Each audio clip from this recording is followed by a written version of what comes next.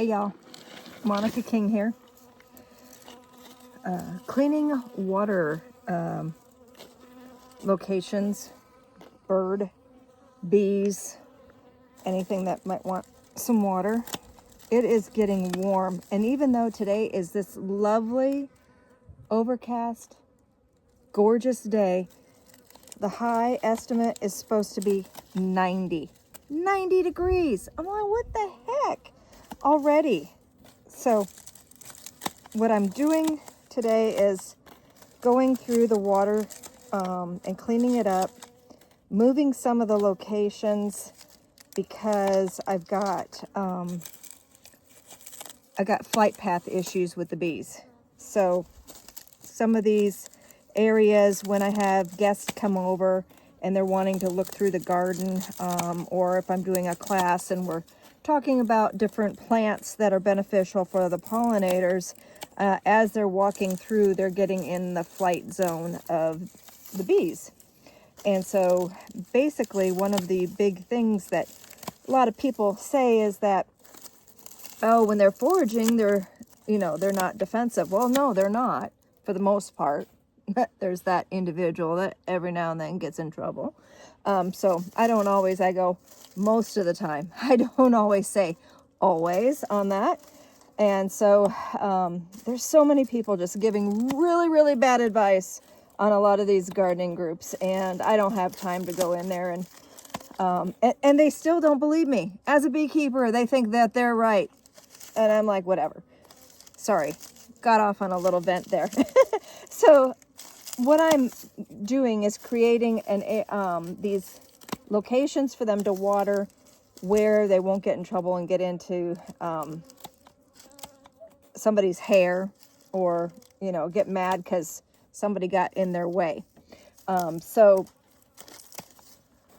I'm starting first cleaning up this umbrella grass. I rinsed out this tub, and there are some walking areas behind this, but for the most part, the bees are going to go up and out. People aren't going to go like just right directly in their path like they are in some of my other locations that I still have to fix today.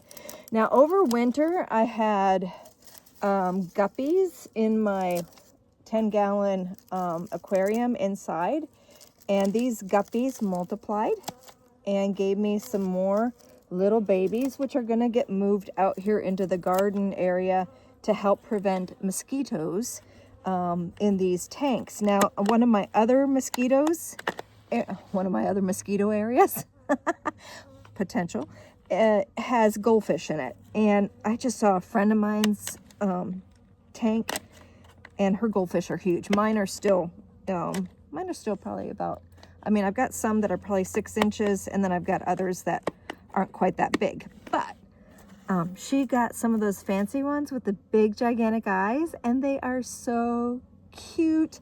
And that's one of my wish list items for this year.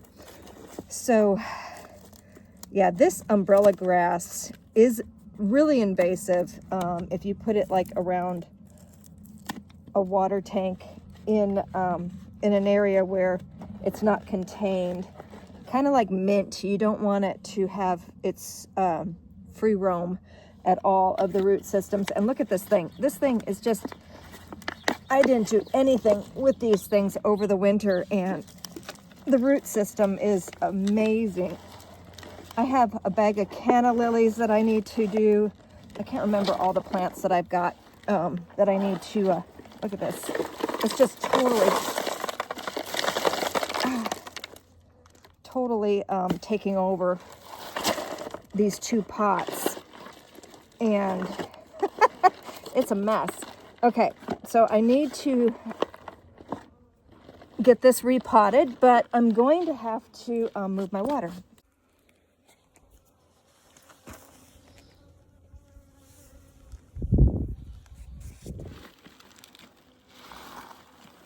This is a purchased, actually a friend of mine. I've got great friends. A friend of mine gifted me some aquatic plants inside of this. And this is a purchased aquatic basket, purposely made for plants. This is a dollar store a waste basket, also gifted to me by a friend when she moved. And so what I am basically doing here is trying to rip out this nasty little 1 gallon pot that it was in, and I'm going to be putting it in here. I need to grab a knife here. I have a serrated knife. Believe you me, this is not going to hurt this plant whatsoever to get cut up. Blech.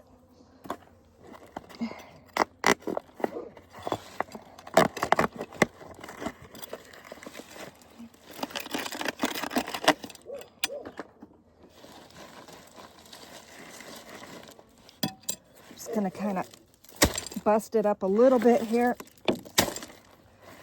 It's not going to care.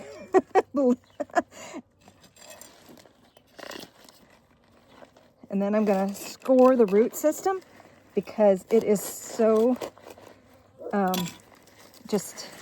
it is root bound so bad. Oh, this is just neglect. If Dan would see this, he would go, "You shouldn't have plants." Watch, he's going to watch this video next.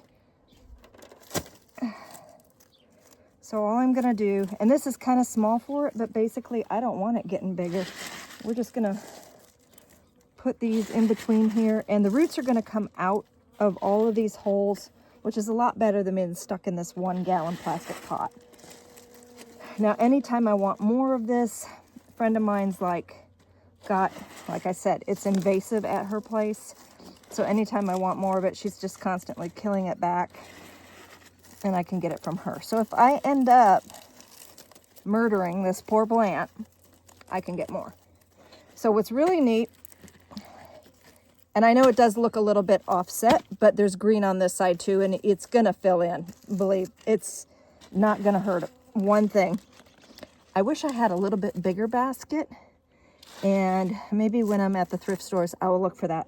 I tend to try to do everything where I'm not buying a whole lot, paying full retail for things. So this is going to fill in more. I could cut more of these back. I could cut the whole thing back and just let it restart. But I am going to leave these because, especially this one here, looks like it might flower. I'm not sure. You know what? No, that's not going to flower. Some of them flower this time of year, and when they produce the pollens, the bees actually like it. So that's why I'm leaving part of it. Okay, next step. Okay, so now we're topping it off. Underneath the basket, the guppies will be able to get inside of there, and hopefully, you know, the root system will go down into the cinder block more, and this will create a location for them to multiply. Need a safe place for the fry. So yes, plastics degrade. Is it tainting the water? What's not tainting the water? I mean, even these lily pads and all the different things that you buy off the internet that allows the pollinators not to drown all have some sort of degradation that taints the water. So one thing you can use are wine corks. They will float, but you have to be careful. Make sure that they're not the synthetic cork now. The original cork, the natural cork, is made from cork oak trees, and that's actually better than this, but I would have to drink a lot of wine. Just kidding. I actually have friends that probably could save a bunch of cork for me, and I probably should ask for some. I might even have some in storage. I'll have to check it. But look at her. She's already utilizing it. She got wet, and she's already using her floaty. And those are just pool noodles. Okay, here's the guppies from the house. Isn't he beautiful? That's my male. Oops, sorry guys, didn't mean to scare you. Isn't he lovely? I mean, he looks like a beta almost. A fancy tail guppy. Now, when you buy them in the store, they don't look like that right away. They kind of look like all the rest of them because they're selling them to you young. And then as they get older, they turn into him. He is just beautiful. Absolutely beautiful. No, I'm not going to get to enjoy his prettiness, but if you notice by looking down on some of these others, like I think that one right there, see the bulge? Now we're not looking at them sideways, so we can't look at the back side. Oh, that one too, but I'm pretty sure they're pregnant. So this stress might cause them to abort the eggs. But in the same sense, getting them moved out here, I'm probably just a little bit late, but look at that one, the tail on that. So the mom was like a red one. I think they called it a Sonoran Sunset or something fancy. Just basically a red guppy. And I crossed them with this blue one here. And I can't remember the fancy name for that one. But what I'm going to do now is I'm going to take this water that came from their tank and them, and I'm going to put them in a bag. And then I'm going to set the bag inside of this tank to get them acclimated. Look at the one with the dot in the tail. Isn't that pretty? Just beautiful. I love fish. I love aquariums. If I wasn't married, I would have like probably 50 aquariums. Dan says I would be some crazy cat lady, but I know that I would have a ton of fish. All right, guys, I will be back to set you free, but you're going to have a lot bigger area to play in. Look at all that room. That's a lot. I can't remember what the size of this is like. Gosh, I think it's like 150 gallon versus the 10 gallon that they were in. So yeah, they should be happy. Okay, so this is the next location that I'm cleaning. And actually, I'm going to be doing, moving it completely. These poor bees are going to get lost for a period of time, but it literally is right next to where I do laundry. So whenever I walk through here, I'm always right in their flight path. So it is definitely getting moved. The cool thing is I have large goldfish in here that are now ready. They're big enough to move to our 750 gallon water area so that, again, it keeps mosquitoes down. So the water was definitely getting green. And what I do is, hey baby girl, use the water to flush it. And I actually feed my plants with this water while putting more water into the tanks. So it serves as an additional fertilizer. What I need to add are some really good solar fountains for aeration. So I've used ones like this before, but they get so clogged up with calcium. I think maybe I should maybe soak this in vinegar and see if it'll work again. I don't know. But they don't last very long. So I have a hard time justifying this purchase.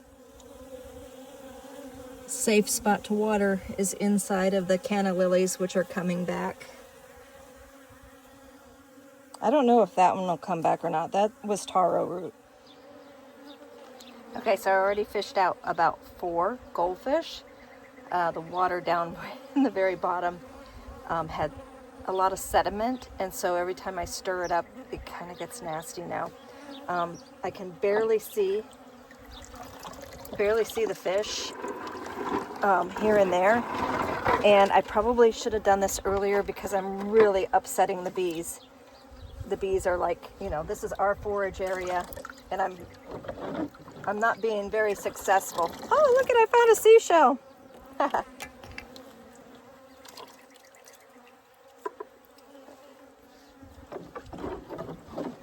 But I gotta do it now because now I'm way down. The fish only have like a couple inches. And so I've got to finish what I started.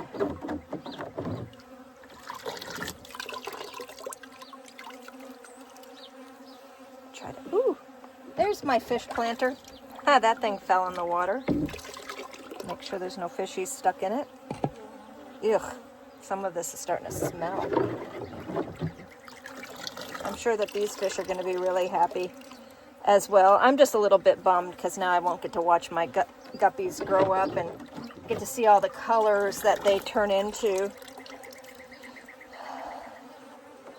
Because I mean, one of the big things, if you're ever on Pinterest, whoop, I found one. There's a fishy. If you're ever on Pinterest, they have these really awesome outdoor plexiglass fish tanks where they're outside and you get to watch the fish. And if I actually did something like that, I would probably put in something like tilapia and stuff. I used to have Oscars and things, cichlids, and I just absolutely love watching them. So, okay, so my total count was 9 goldfish. They're going to get moved to a 750 gallon tank. So these are just those little feeder fish, those ones that people purchase to feed to larger fish. So I think these cost me like 20 cents a piece or something like that. Okay, so we have fresh water that goes into the tank and then overflows, but it still gets a little green. And again, it's difficult to keep it clear in this area. So I've got some research that I need to do. We don't want to do anything that scares the birds or wildlife. But now I do have more fish in there. I'm trying to figure out maybe if I can put some plecostomus in there, algae eaters or whatever. And again, I need another way to aerate or a more frequent flushing for fresh water. This is a constant battle. The other thing that happens in here is we do get water bugs, and they're scary looking things. They bite, and we don't want them eating our fish, which disappeared. They are so happy. They just literally were like, when I released them after their introduction, they just were so ecstatic about this giant tank. Not that fish can be happy. I mean, like, I'm not insinuating that fish have feelings. I didn't see a smile on their face or anything like that, but I'm pretty sure that when they have more space, they're just going to be happier beings. Okay, with this area, I'm putting these 3 tubs all together. And then this is going to be spots for watercress and miner's lettuce and different plants, aquatic plants that need more water. The bees also like to forage in the shade for water when it gets into those 110 degrees, which today's high is going to be 90. So, I mean, we're getting close. Plus, this is going to benefit because it's in the area where the pheasant is actually right over here. And so Bugsy will benefit from having some of this moisture. Hopefully will help keep the temperatures in this area down just a hair bit for Bugsy.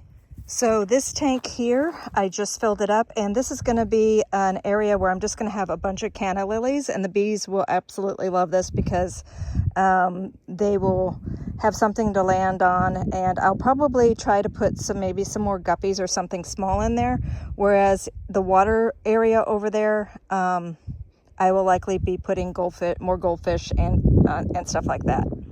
So this actually does run. It was running for a period of time. I don't know why it's not running. I have to take the whole thing apart, but as you can see, it is in a walkway and the bees are over there. So there's a flight path that occurs right through here as well. So this is going to move to the new seating area so that we can listen to the bubbling, gurgling of water and enjoy the bees around us in this new seating area. But the flight path will be behind us and not in our way. More correctly, in the bees' way.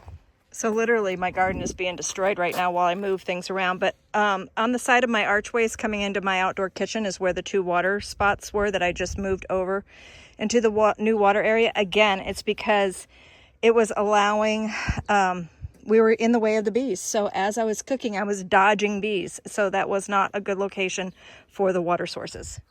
Okay, these locations are almost finished. I do need to get fish, of course. This is going to be either miner's lettuce or watercress area, as well as this little one right here.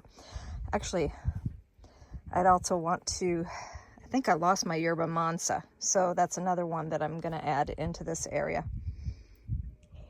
Okay, in this tank, I have yellow water iris and rain lilies. We had 31 degrees here the first day of spring, so things are looking a little rough, but now that it's warming up, I'm starting to get this cleaned. Okay, so a few more things that I've got to do today, and then I have got to get to work. This is literally play. This is playtime for me. So I took a class on propagation from Mission Gardens, and if you have the opportunity to do it and you're local here to Southern Arizona, I highly recommend it.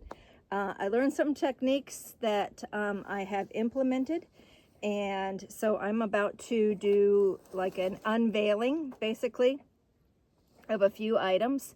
What happened was I didn't have everything that they recommended. So you can take a stick and put it into the soil, but the top part where the bark is exposed to our elements just literally sucks all the moisture out of it. So it doesn't matter what you do to the base part, you still are going to probably have some issues. So I don't have that material. It's called parafilm, I believe. Or I bought it and I can't find it, is my issue. I'm not going to lie. So I've got to find that so that I kind of can basically use that instead of these plastic bags. So that's what these plastic bags are, is they're literally creating a greenhouse for them so that they retain their moisture. Now, I did get a new rooting gel, but I'm going to use up this one here before I use the new one. And part of the issue is that this one is 0.31% butyric acid. And from what I learned at the propagation class, it needs to be 0.8%. So if you imagine our environment is so dry that the bark on our cuttings is a little bit tougher, if you would, because of our elements. So it needs more acid to start that growth process. So pretty cool. I mean, that's what I learned. And so we're going to do that here, but we're going to do some unveiling because I'm noticing that I have green in some of these that I recently propagated. So this is from, and I think it's on my, it's on my Patreon site, where I went to a special location that I know of in the desert, and I took cuttings of a pomegranate that nobody knows about, that I know of. I don't hear the name of it announced anywhere. Look at all of these. Oh my gosh, it looks like every single one of those rooted. So I have 1, 2, 3, 4, 5, 6, 7, 8. See, 4, 8, 9. 9 pomegranates here that have beautiful green growth on it. That's a good one. That's a really, that's awesome. I'm so excited. Oh my gosh, it worked. It worked. It worked. It worked. Hey, it was worth the $60, or at least I was paying attention. Here's another one. And sure enough, every one of these also took. So that's 2, 4, 6, 7 more. Now I'm going to move these. I'm in the sun right now. I'm going to move these into partial shade and continue with their watering. Let's see what we've got here. Oh my gosh, all of them. Every single one has got green start on it. I can't believe this. This is amazing how this worked this time. It's something, you know, these things that you think, you know, You don't think about these little things. And sure enough, but here's the thing. Here I just told you about the butyric acid needing to be 0.8% and above. And I don't throw anything away. I'm this cheap, you know, I'm like reduce, reuse, recycle. If I bought something, I'm going to use it up before I go buy another one. So this Clone X rooting gel was the 0.31%, and that's what I used with these pomegranates. So apparently my timing was right. And look at that, more. All of these are looking really, really good. So now that they're getting out of these little teeny greenhouses, I have to be a little bit more careful with them.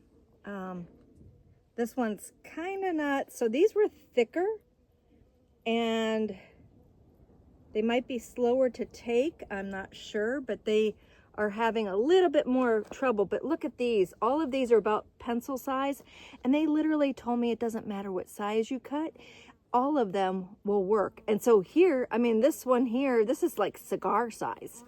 You know, this is huge, and it's got green growth in the bottom of it. So all of these pretty much, I've got a few in this pot that don't look that great. And it could be that maybe those are the ones that had the thicker bark that needed that 0.8% butyric acid, where these are greener when they started and less hard on the bark of it. So I think that that's probably one of my main differences, and that there is a chance that if I would have used the 0.8, these actually would have also sprouted. So what I'm doing here right now is in one of my water tanks,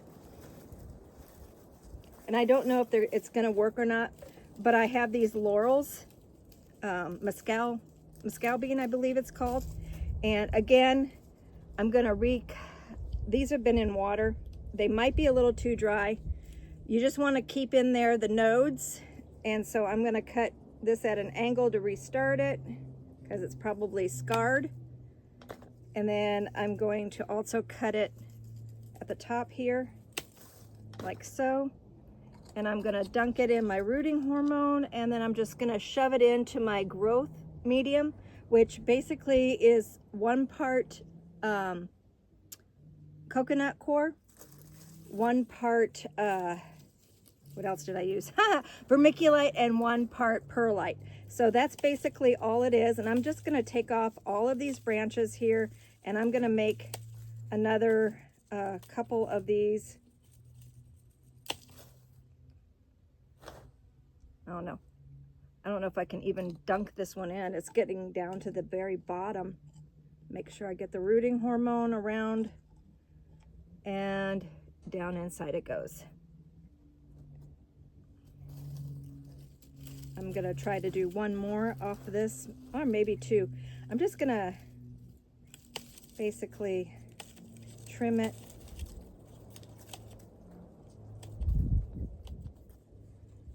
So I have a few things that I've got here. I have these mescal bean or laurel, and I also have kidney tree or kidney bush. That is a native plant to Arizona. I don't know if these are going to work. They might be too far gone. I might need to go get some more of these, because basically I'm going to check them. What I did is I just kind of snapped them off. I was not prepared like I did with the pomegranate, where I took everything with me. Thingy is, well, it's a little green. I'm going to go ahead and put a few of these in here. Yeah, it's got some green. I'm just going to do it. I'm going to just do it right in the same thing. I've got some kidney mixed with mescal.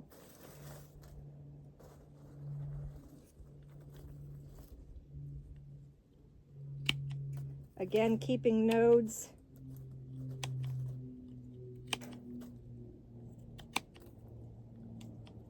And they said you can put as many in there as you want. Like, you know, if 10 or 12 fit, this is basically to help keep down the size.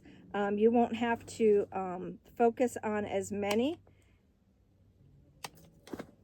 pots to water, all that kind of thing. So yeah, I'm just kind of shoving them in here and there, wherever I've got space.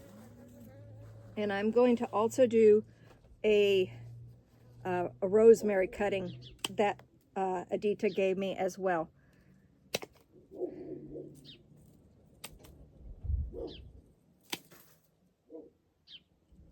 So I cut the bottom part at an angle so I know that that's the side that needs to go into the ground. And the top part I've just cut straight.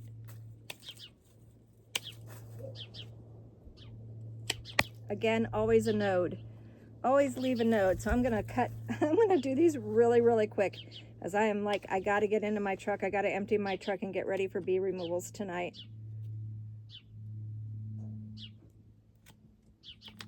This is brand new. Power Gear 2, bought it at Tractor Supply. Freaking thing is already dull. That just sucks. It's not cutting. I really liked it because it's got like a twist type thing on it for people that have like arthritis like I do, because I'm not gonna lie to you, I'm getting old. And it kind of is irritating that, I mean, it cuts smaller branches okay, but these thicker ones, which it's supposed to help you with, it's not doing too hot.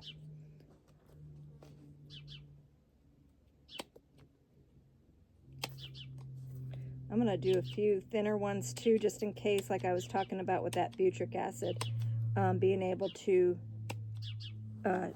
tear into that a little bit easier. I'm a little worried these might be a little too old. They have been sitting in water, but some of them look like they're right on the verge of death. Possibly not good. I can probably get some more cuttings from a friend's house when I visit.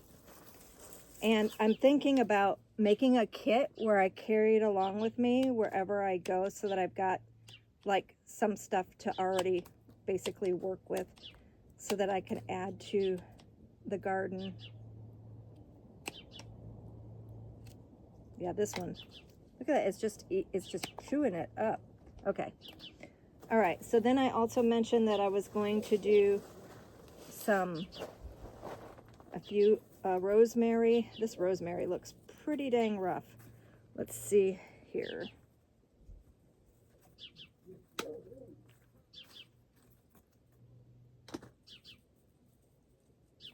Oh, this is a good one right here, I think.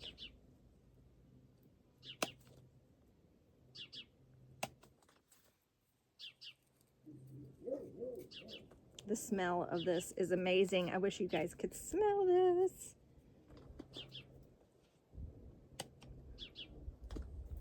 This might take a little bit better.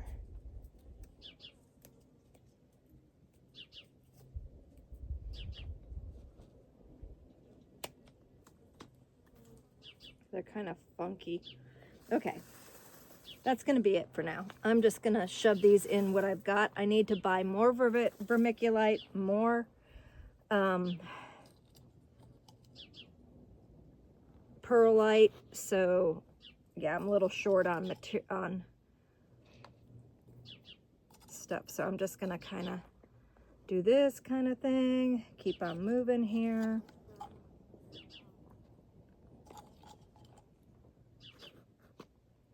And literally, this is all I did for all of those pomegranates. This is like so simple.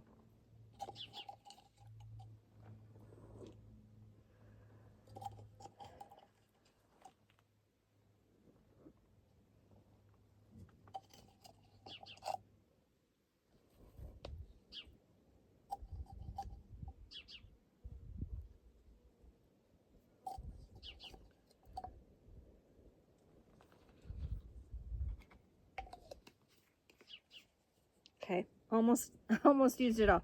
Okay, so for my knowledge, I have a mixture of rosemary, mescal bean, and kidney wood in here. And I'm gonna actually just reuse my little greenhouses because they're still good that I had on top of my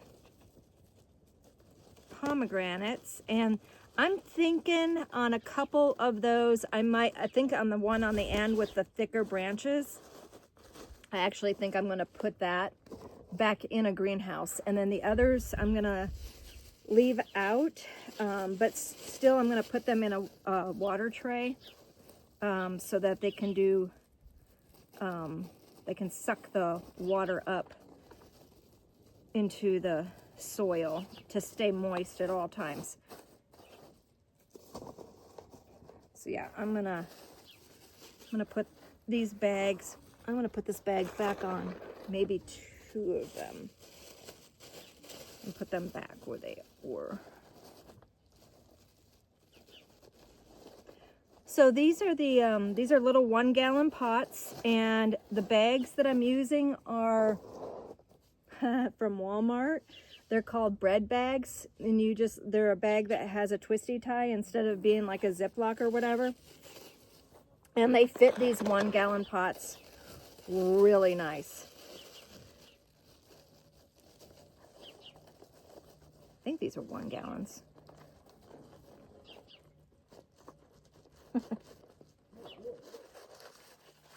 Okay, so yeah, the 2 that didn't look as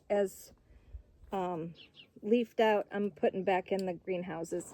And then the others, isn't that awesome? I am so excited about this. So I'm calling these San Juan pomegranates. They're white seeded.